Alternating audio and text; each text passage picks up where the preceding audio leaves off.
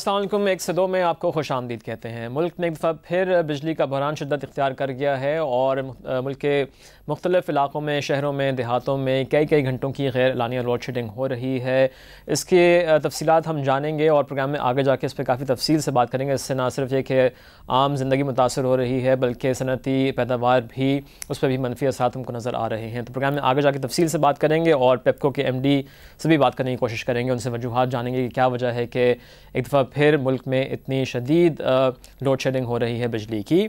सबसे पहले जिक्र करते हैं पेट्रोलियम मसनूआती कीमतों का, जिसमें रद्दबदल किया गया 1 अक्टूबर से। और 1 अक्टूबर से हमने देखा है कि पेट्रोल की कीमत में 4 रुपये 15 पैसे फ़ी लीटर इजाफा कर दिया गया है और डीज़ल भी 1 रुपये 51 पैसे महंगा हो गया है पिछले माह से।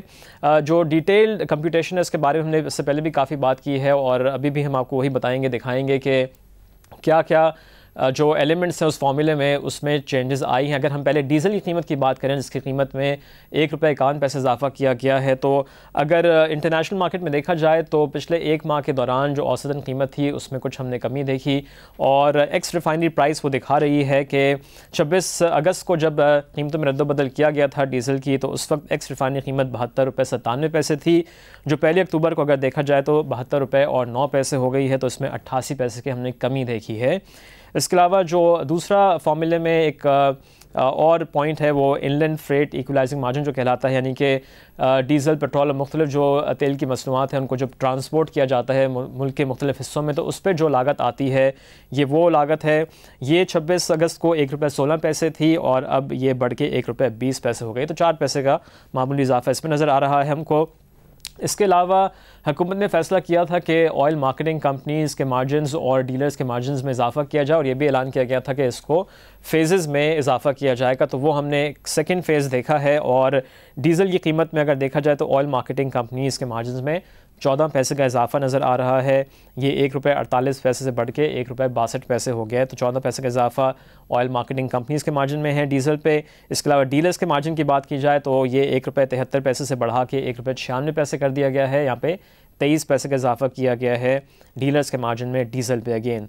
इसके अलावा पेट्रोलियम लेवी जो 2009 में बजट में लगाई गई थी तेल की मुख्तलिफ मसनूआत पे, और ये डीज़ल पे 8 रुपये फ़ी लीटर के हिसाब से थी, फिर उसको कम किया गया जब कीमतें इंटरनेशनल मार्केट में बहुत बढ़ गई। अब देखा जा रहा है कि जब कीमतें नीचे आ रही हैं तो बतदरीज डीज़ल के ऊपर जो लेवी है उसको बढ़ाया गया है। और इस मतलब भी हमने यही देखा है कि 26 अगस्त को ये 2 रुपये 52 पैसे फ़ी लीटर था, इसको बढ़ा के 4 रुपये 29 पैसे फ़ी लीटर कर दिया गया है, यानी कि 1 रुपये 77 पैसे का इजाफा है पेट्रोलियम लेवी में। इस तरीके से जो कीमत बनती है सेल्स टैक्स से पहले वो 81 रुपये 16 पैसे है। 16% सेल्स टैक्स लगा दिया जाए जो 12 रुपये 99 पैसे बनता है, तो मैक्सिमम जो एक्स डिपो कीमत बन रही है डीज़ल की वो 94 रुपये 15 पैसे फ़ी लीटर है। तो यहाँ पर हमने देखा है कि डीलर्स के मार्जिन में, ऑयल मार्केटिंग कंपनीज़ के मार्जिन में और पेट्रोलियम लेवी में इजाफा किया गया है। और यही वजह है कि डीज़ल की जो कीमत है वो 1 रुपये 51 पैसे से बढ़ गई है। पेट्रोल का अगर हम तज्जिया करें और इसकी कीमत जिस तरह से इसका तयन किया जाता है उसके फॉर्मूले पर नज़र डालें, तो यहाँ हमने देखा है कि इसकी एक्स रिफाइनरी कीमत में इजाफा हुआ है तकरीबन 2 रुपये 55 पैसे का। 26 अगस्त को ये 60 रुपये 97 पैसे थी, जो अब बढ़ के 63 रुपये 52 पैसे हो गई है। इसके अलावा IFEM देखा जाए तो यहाँ भी 70 पैसे का इजाफा नज़र आ रहा है। 1 रुपये 90 पैसे से बढ़ के ये 2 रुपये 60 पैसे हो गया है। इसके अलावा ऑयल मार्केटिंग कंपनीज़ के मार्जिन में 16 पैसे का इजाफा किया गया है और डीलर्स के मार्जिन में 17 पैसे का इजाफा किया है। पेट्रोल के लिए पेट्रोलियम लेवी जो 6 रुपये 54 पैसे थी 26 अगस्त को, उसको बरकरार रखा गया है, ये अब भी 6 रुपये 54 पैसे ही है। तो पेट्रोल की कीमत सेल्स टैक्स से पहले 76 रुपये 68 पैसे, सेल्स टैक्स 16% इसमें लगा लिया जाए तो 12 रुपये 27 पैसे और इसमें ऐड कर दें तो मैक्सिमम एक्स डिपो प्राइस जो बनती है पेट्रोल की वो 88 रुपये 95 पैसे है। तो उसमें 4 रुपये 15 पैसे का हमको इजाफा नज़र आया। तो ये हमने देखा है कि फार्मूले में रद्दबदल किया गया है और ऑयल मार्केटिंग कंपनीज़ के मार्जिन में इजाफा हुआ है, डीलर्स के मार्जिन में इजाफा हुआ है डीज़ल की बात की जाए, और इसके अलावा पेट्रोलियम लेवी को भी बढ़ा दिया गया है डीज़ल में। पेट्रोल की कीमत में हमने देखा है कि ज़रूर इंटरनेशनल मार्केट में औसतन इजाफा रहा सितंबर के महीने में, लिहाजा वो इजाफा भी हमको नज़र आ रहा है। इसके साथ साथ जो ऑयल मार्केटिंग कंपनीज़ का मार्जिन है और डीलर्स का मार्जिन है और IFEM वो भी हमको बढ़ता हुआ नज़र आया है पेट्रोल में। आगे बढ़ते हैं और बिजली के बहरान की जहाँ बात की तो आज प्राइम मिनिस्टर साहब को एक प्रेजेंटेशन दी जाने वाली है और हमारी इतलात ये हैं कि अभी वज़ीर-ए-आज़म साहब इस्लामाबाद नहीं पहुँचे हैं। एक आपको याद होगा एक कमेटी बनाई थी वज़ीर-ए-आज़म ने जिसको हेड कर रहे हैं वज़ीर ख़ज़ाना डॉक्टर अब्दुल हफीज़ शेख, और जो बिजली का और तवानाई का बहरान मुल्क में है उससे निपटने के लिए एक हिकमत अमली बनाने की बात की जा रही थी। तो ये जो बहरान है इससे कैसे निपटा जाएगा, इस पर आज एक प्रेजेंटेशन दी जा रही है वज़ीर-ए-आज़म साहब को, और फिर कहा जा रहा है कि इसी महीने की 8 तारीख यानी कि आने वाले हफ्ते को एनर्जी कॉन्फ्रेंस होगी जिसमें फ़ैसले किए जाएंगे कि कौन जो सिफारिशात आज पेश की जाएंगी उन पर किन किन सिफारिशात पे अमल किया जाएगा। तो उस पर हम कुछ तफसील लेते हैं। हमको हमारे नुमाइंदे आसिफ भट्टी फ़ोन पर ज्वाइन कर रहे हैं। आसिफ, बहुत शुक्रिया प्रोग्राम में खुशामदीद। आसिफ साहब, बताइएगा कि आज ये प्रेजेंटेशन किस वक्त होनी है और इसमें कौन कौन सी सिफारिशात पेश की जाएंगी? जी कुरैश साहब, वज़ीर-ए-आज़म गिलानी ने पिछले दो मौक़ों पर जो है वो तवानाई कॉन्फ्रेंस बुलाने के हवाले से जो प्रपोजल दी गई थी वज़ारत ख़ज़ाना की तरफ से उस पर अमल दरामद का अहकाम जारी किए थे, लेकिन उस पर अमल दरामद नहीं हुआ है। आज वफाकी वज़ीर ख़ज़ाना डॉक्टर अब्दुल हफीज़ शेख अपनी टीम के हमरा एक बैनुल वज़ारती कमेटी जो बनाई गई थी इससे पहले, जिसके मेंबर्स हैं डॉक्टर आसिम हुसैन वज़ारत पेट्रोलियम के जो वज़ीर हैं और साथ में वाटर एंड पावर के जो मिनिस्टर हैं नवीद कमर, ये आज अपने हुकाम के साथ जो है वो एक प्रपोजल, एक ठोस प्रपोजल के साथ जो है वो सिफारिशात के साथ जो है वो वज़ीर-ए-आज़म को ब्रीफ करेंगे। और इजलास में जो वज़ीर पेट्रोलियम है डॉक्टर आसिम हुसैन, उनके मुतालिक पता चला है कि वो जो एनर्जी गैस और बिजली चोरी के हवाले से कानून साजी की जो काबीना की तरफ से जो कानून साजी के लिए मंजूरी दी गई थी और सीसीआई ने भी उसकी बाद में मंजूरी दी, उस पर अमल दरामद के लिए टास्क फोर्स बनाने की तजवीज़ देंगे। और इसके अलावा जो है वो जो LNG का जो फरोग है CNG की बजाय, उसके बारे में भी कुछ सिफारिशात उन्होंने तैयार की हैं, वो पेश की जाएंगी। कुछ सब इसके अलावा जो वज़ीर ख़ज़ाना की तरफ से हमें इतलात मिली हैं कि उन्होंने इसकी जो प्रपोजल्स तैयार की हैं वज़ारत पेट्रोल पानी और बिजली के साथ मिलकर, उसमें 2 हफ्तों की छुट्टियां हैं। उसके अलावा जो 8 बजे मार्केट्स को बंद करने की प्रपोजल है, साथ में एसीज का जो इस्तेमाल है सरकारी दफातर में, सदर, वज़ीर-ए-आज़म हाउस के अलावा जो बाकी अहम दफातर हैं उनके अंदर जो है उसके कम से कम इस्तेमाल किया जाए और उसकी कोई टाइमिंग मुकर्रर की जाएगी। इसके अलावा जो है वो एनर्जी सेवर्स के हवाले से जो एक प्लान है वो तरतीब दिया गया है कि मुल्क भर में एक दफा फिर जो एक पहले एक पर जो अमल दरामद करने की कोशिश की गई थी कि एनर्जी सेवर्स रिप्लेस कर दिए जाए बाकी बल्ब और ट्यूबलाइट्स की बजाय, तो उसी को दोबारा जो है वो जारी किया जाएगा उस प्लान को। और साथ में जो लाइट्स का बेजा इस्तेमाल है उसको रोकने के हवाले से भी कुछ प्रपोजल्स हैं।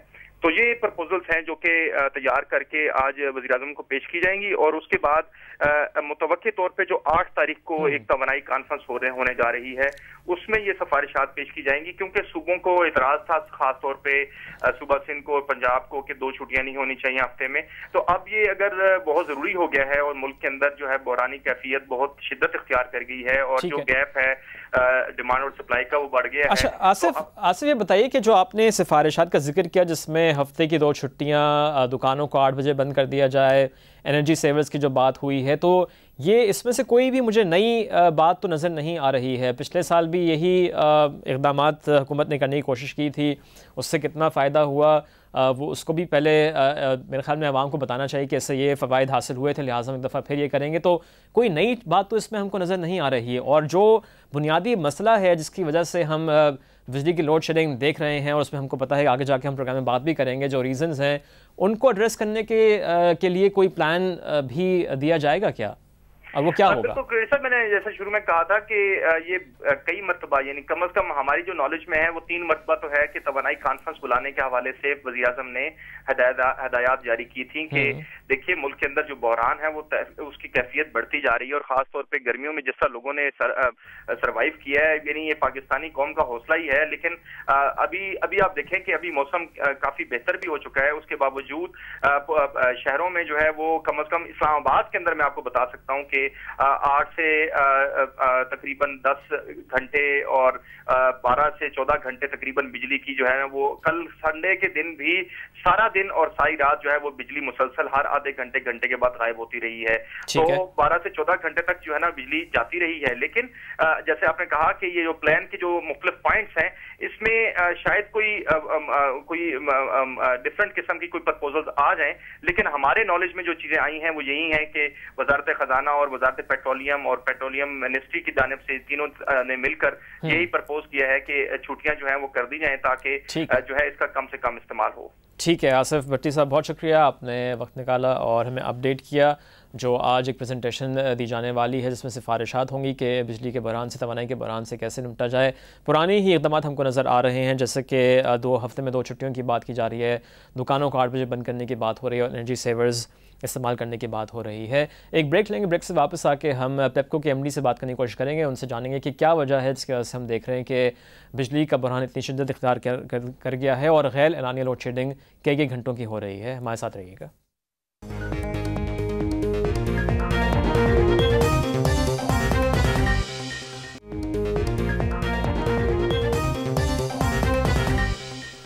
प्रोग्राम में दोबारा खुश आमदीद। शिद्दत इख्तियार कर गया है बिजली का बहरान पूरे मुल्क में और हम देख रहे हैं कि इसके ख़िलाफ़ कई शहरों में, देहातों में एहतजाज भी हो रहा है और एहतजाज काफ़ी शदीद हो गया है। अभी हमने देखा कि जो मुज़ाहिरीन थे उन्होंने जो मोटरसाइकिल्स खड़ी थी एक पावर कंपनी के बाहर, उसको भी आग लगा दी है। गेपको की जो ऑफिस के बाहर मोटरसाइकिल्स खड़ी थी उनको भी आग लगा दी है। उसके अलावा भी शहरों में हमने मुख्तलिफ शहरों में देखा है कि बहुत ऐसे ही वाक़यात हो रहे हैं, एहतजाज हो रहा है।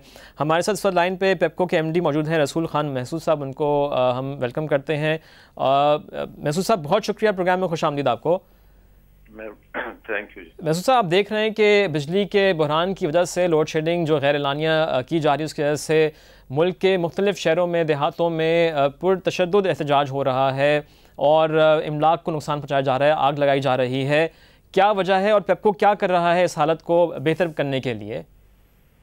देखें, एक तो ये जो गैर एलानिया की लोग बात करते हैं, असल में लोग इस चीज को समझते नहीं है। बात ये है कि सिस्टम की फ्रीक्वेंसी जब 50 से नीचे आती है तो इंटरनेशनल स्टैंडर्ड ये है कि 49.8 तक तो आप बर्दाश्त करते हैं। जब बिल्कुल 48 तक आने लगती है, और हमारे सिस्टम में कई दफा ऐसे हुआ है लोड के ना आने की वजह से या किसी प्लांट के निकलने की वजह से, तो उस सूरत में जो सिस्टम ऑपरेटर होता है उसके पास कोई ऑप्शन नहीं होता कि जी वो फौरन किसी ग्रिड स्टेशन को बंद करा दे, वरना तो ये पूरा सिस्टम कोलैप्स हो जाएगा।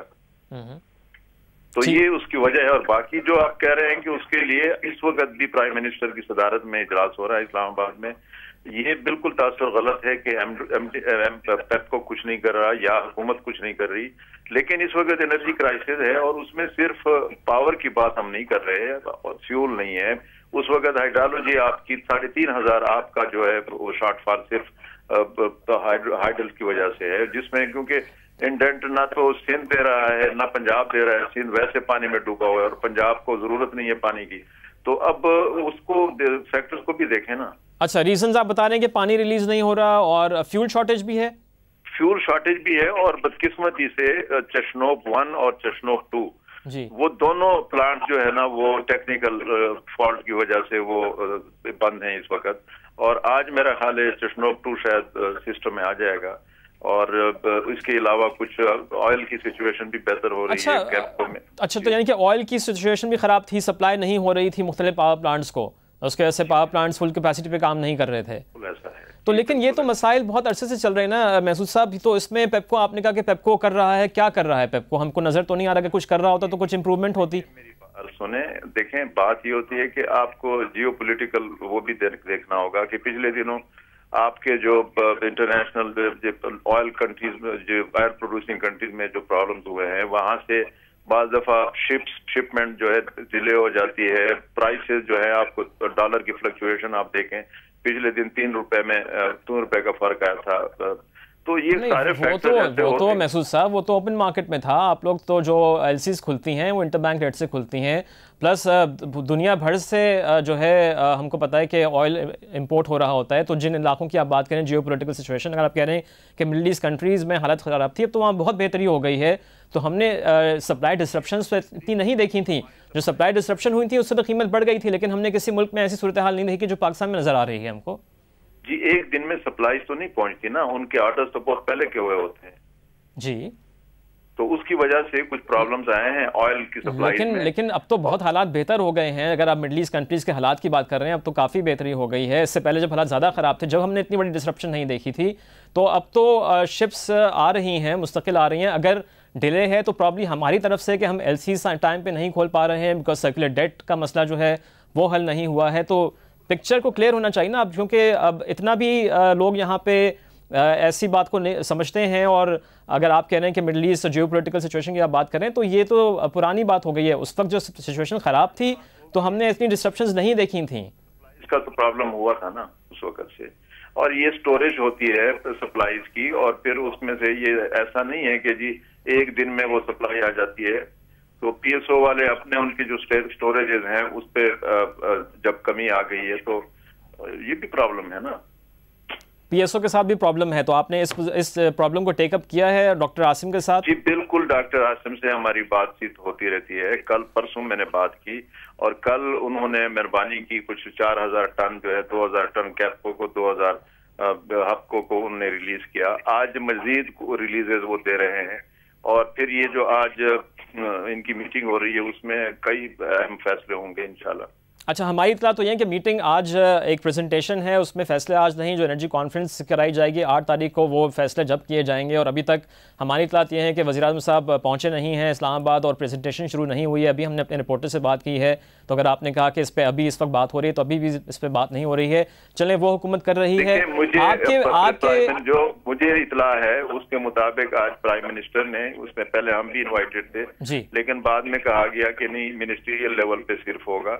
तो अब मुझे उनके शेड्यूल का नहीं पता कि वो इस वक्त इस्लामाबाद पहुंचे हैं या मीटिंग, लेकिन वो मैं आपको बता रहा था, इसलिए मैं बता रहा था कि ये सूरत हाल है। और मुझे सिर्फ ये पता करना है कि अब आप समझते हैं कि पेप्को के हाथ में ज़्यादा चीज़ें नहीं हैं और हुकूमत को फैसले ज़्यादा बड़े करने हैं, जिसमें आपने कहा कि फ्यूल सप्लाई अगर प्रॉब्लम है तो वो पेट्रोलियम मिनिस्ट्री का मसला नज़र आ रहा है। पानी अगर रिलीज़ नहीं किया जा रहा है तो वो ज़ाहिर है कि वो जो मिनिस्ट्री है वो उसको देखे। तो पेप्को खुद भी कुछ कर सकता है या पेप्को हेल्पलेस है? नहीं, पेप्को हेल्पलेस इस हद तक देखें, पेप्को पे एक जिम्मेदारी आती है कि वो अपनी रिकवरीज को बेहतर करे।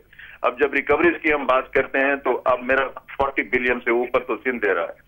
अच्छा, उससे 40 बिलियन से ऊपर केईसी मेरा दे रहा है। कश्मीर, इसी तरह कश्मीर को ले लें, फ्रंटियर को ले लें, पंजाब को ले लें, बलूचिस्तान को ले लें। अब ये बिलियंस की मेरी जो है रिसीवेबल है, अगर आप मुझे वो नहीं दे सकते तो मेरे पास फौज तो नहीं है कि मैं जाके उनसे जबरदस्ती ले लूं। मैं यही आज तक हेल्पलेस हूँ। अगर आप किस तरह एक हुकूमत से वसूल करेंगे? आप रिक्वेस्ट ही कर सकते हैं। और इस पे पिछले दिनों फाइनेंस मिनिस्टर आए थे, फाइनेंस सेक्रेटरी आए थे, उन्होंने चारों सेक्रेटरीज को बुलाया था, फाइनेंस सेक्रेटरीज को, वहां पे कई चीजें, लेकिन जब वो चीज नहीं हो रही तो उसमें पेप्को का क्या उसमें तो यानी कि बहुत सी चीज़ें ऐसी हैं जिसकी वजह से लोड शेडिंग हो रही है, जिसमें पेप्को बिल्कुल हेल्पलेस है। इसमें चाहे सर्कुलर डेट का मसला हो, इसके अलावा आप ये भी बात कंफर्म कर रहे हैं कि पीएसओ ने सप्लाईज रोक दी थी क्योंकि उनको भी पेमेंट नहीं हुई थी। और फिर जब आपने डॉक्टर आसिम हुसैन से बात की तो उसके बाद फ्यूल रिलीज किया है। पीएसओ के पास फ्यूल था लेकिन वो रिलीज नहीं कर रहा था। नहीं, फ्यूल ऐसे जो मैंने बात की, मैंने बिल्कुल गलत बात नहीं की थी। सप्लाईज भी नहीं थी किसी स्टेज पे, लेकिन रिलीजेस का भी ज़ाहिर है कि उस पे भी मसाइल हैं कि जब उनको पेमेंट नहीं होगी तो उनके पास क्या ऑप्शन रह जाता है। नहीं, तो ये आप ये बात कंफर्म कर रहे हैं कि पीएसओ ने भी रिलीज रोकी हुई थी, जिसकी वजह से भी ये लोड शेडिंग का दौरानिया बढ़ाना पड़ा? जाहिर है, जब उनको पेमेंट नहीं हो रही थी तो उसने सप्लाई तो रोकनी थी। आखिर उन्होंने भी आगे एलसीज ओपन की होती है, वो डिफॉल्ट में तो नहीं जा सकते ना आपकी वजह से। ठीक है, तो यानी कि आप वैसे एडमिट कर रहे हैं कि काफी हद तक जो मसला है उसमें पेप्को हेल्पलेस है? नहीं, helpless to that extent helpless है कि अगर हम रिकवरी बाद मसला नहीं कर पाते तो उसमें ज़ाहिर है। और हेल्पलेस इस हद तक तो है कि जी अगर आप इरसा को, मैं जबरदस्ती तो नहीं ना उनसे पानी रिलीजेस ज्यादा करवा सकता, और इसी तरह पीएसओ से भी मैं जबरदस्ती ऑयल की सप्लाई तो नहीं बढ़वा सकता। मैंने तो यही देखना होता है ना कि जी किस तरह से सिस्टम को बैलेंस रखा जाए, और वो मैं कर रहा हूँ। ठीक है, तो अभी आप क्या समझते हैं, अब क्या बता सकते हैं कि कितनी बेहतरी कितनी जल्दी हो सकती है? और जो इस वक्त गैर एलानिया लोड शेडिंग हो रही है और 10-10, 12-12 घंटों की लोड शेडिंग हो रही है, कहीं इससे भी ज़्यादा हो रही है, इसमें कमी कब तक हो जाएगी? देखिए, मैं पूरी इससे तो यकीन से तो नहीं कह सकता, लेकिन जो एफर्ट्स हमने किए हैं, अब जरूरी नहीं कि वो सारी एफर्ट्स के लिए मैं टीवी पे सब लोगों के सामने बताऊं, लेकिन जितनी एफर्ट्स मैंने किए हैं या हम कर रहे हैं उसका नतीजा 1-2 दिन में बेहतर ही निकलेगा। ठीक है, बहुत शुक्रिया आपका। रसूल खान महसूद, पेप्को के एमडी से हमारी बात हो रही थी। उन्होंने कहा कि पानी की भी कमी है, पानी कम रिलीज़ किया जा रहा है, तो जो बिजली पानी से बनाई जाती है उसमें भी हमको कमी नज़र आ रही है। फ्यूल का मसला है, पीएसओ के पास क्योंकि पेमेंट नहीं हुई है तो वो भी फ्यूल कम इंपोर्ट कर रहा है और आगे रिलीज़ भी कम कर रहा है। और इसके साथ साथ सर्कुलर डेट के मसले की वजह से चूँकि पेमेंट्स नहीं आ रही हैं तो इसलिए भी तेल ख़रीदने में प्रॉब्लम हो रही है। तो ये मसले हैं और इसमें काफ़ी हद तक पेप्को के एमडी ने कहा कि वो हेल्पलेस हैं और इसमें जो मुताल्लिक़ा वजारतें हैं उनको भी कोऑपरेट करना होगा। उन्होंने कहा कि उनकी बात हुई थी petroleum minister doctor Asim Hussain से, उसके बाद से कुछ रिलीज़ होना शुरू हुआ है फ्यूल, जिसकी वजह से आगे 1-2 रोज़ में कुछ बेहतरी हो सकती है। एक ब्रेक लेंगे और ब्रेक से वापस आके हम इसी पर मज़ीद बात करेंगे और जो मुख्तलिफ़ सनती शहर हैं पाकिस्तान में, ख़ास तौर से फैसलाबाद, वहाँ से भी अपडेट लेंगे कि जो हालिया लोड शेडिंग है उससे सनती पैदावार किस हद तक मुतासर हो रही है। हमारे साथ रहिएगा।